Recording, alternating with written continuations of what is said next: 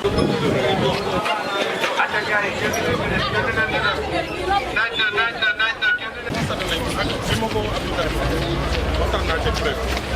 si on le fait en même temps, ça va perturber ce que nous faisons.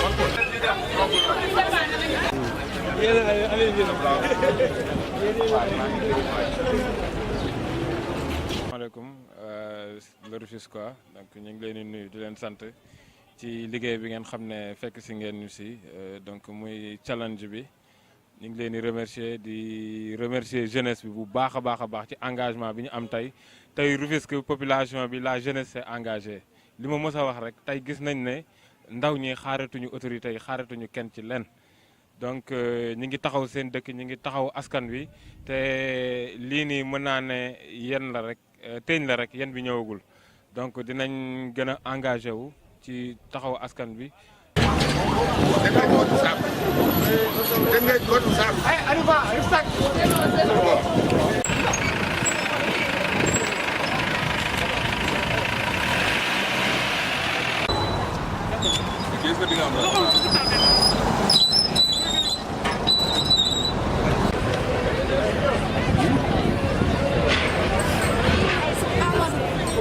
Pas de questions. S'il vous plaît. Pas de questions.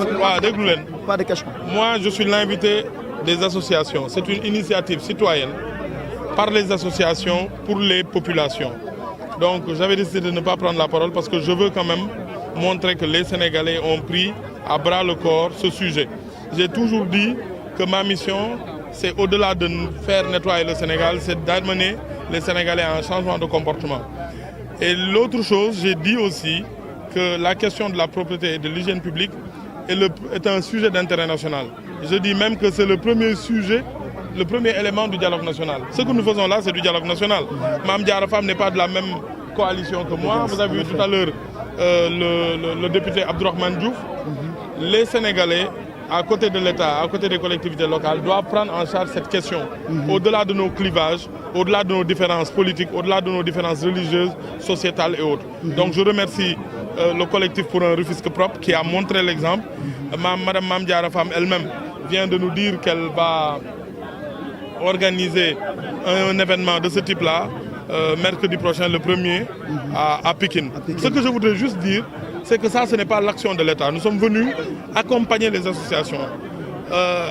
Un sujet comme ça est tellement important qu'il faut prendre le temps de réfléchir, d'écouter les gens, d'échanger et de mettre en place une stratégie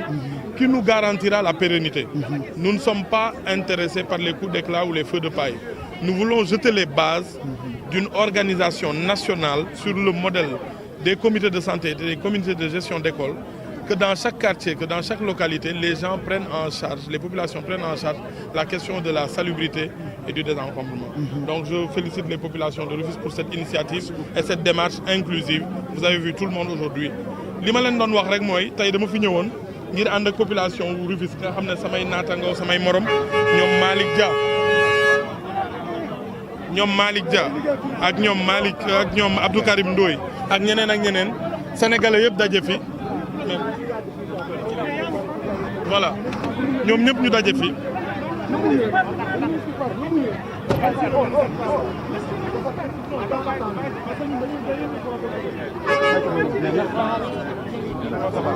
alors ñun ñëpp ñu ñëw daje fi tey